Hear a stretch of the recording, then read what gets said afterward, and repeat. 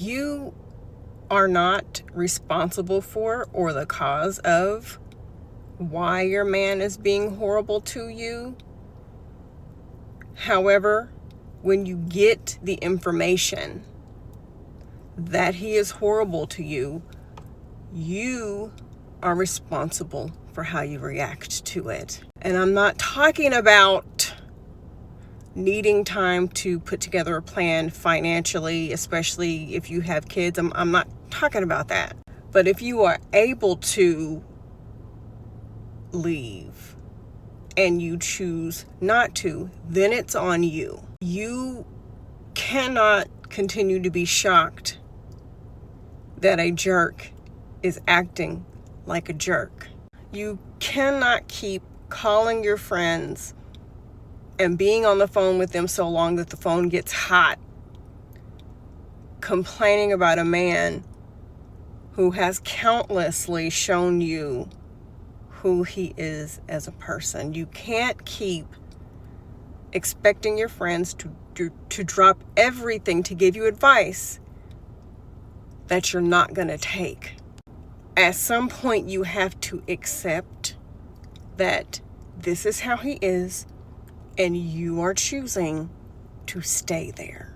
And I always see posts about my friends let me talk about my husband as much as I want to. It's probably because they're in a relationship that's just as toxic, or they're looking at the stuff you're going through and they're like, thank God I'm not like her, and she's talking about you with her man. Or your friend's a hater and she enjoys seeing you struggle. But real women, real friends would set boundaries with you and be like, hey sis, the first couple times you talked about this, I get it. I'm here for you, but I can't keep beating a dead horse. I'm tired of giving you advice. I love you, but I no longer want to hear about this situation again. If you are ready to leave, we can talk shit about him all day. But as of now, I can't. And you have to understand that they are allowed to set those boundaries with you. Because I'm willing to bet, because I've been this person before, that you are at the point where that relationship is all you are talking about. And you might start off, hanging out with your friends, and then slowly but surely we're back talking about this stupid man. And I heard another content creator say this: you cannot get mad and cry and say that he wasted X amount of years of your life when you knew who he was and you chose to stay in that mess.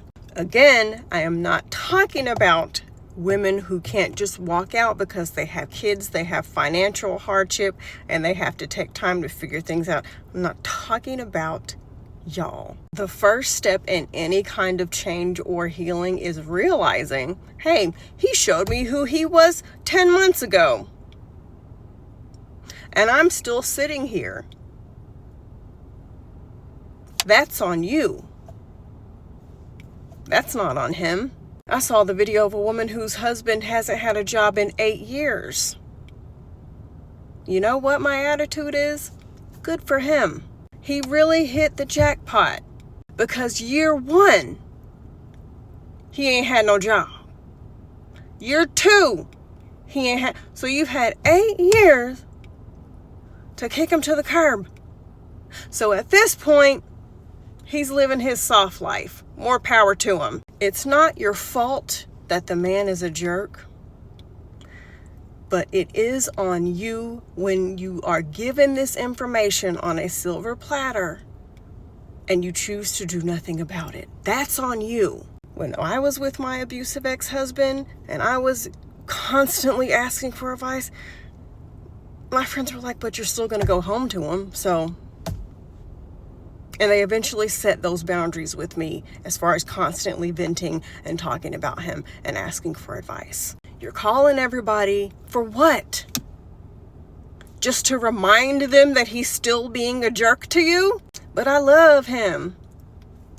If you like it, I love it, but I'm tired of hearing about it. If he's a deadbeat and you have kids with him, he showed you he was a deadbeat before the kids came.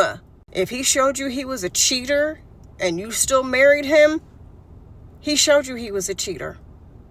If he showed you he's an alcoholic and he's irresponsible and you marry him, you knew already. You knew! You fucking knew! You have to at some point say, I'm not the reason it started, but this is what I'm choosing.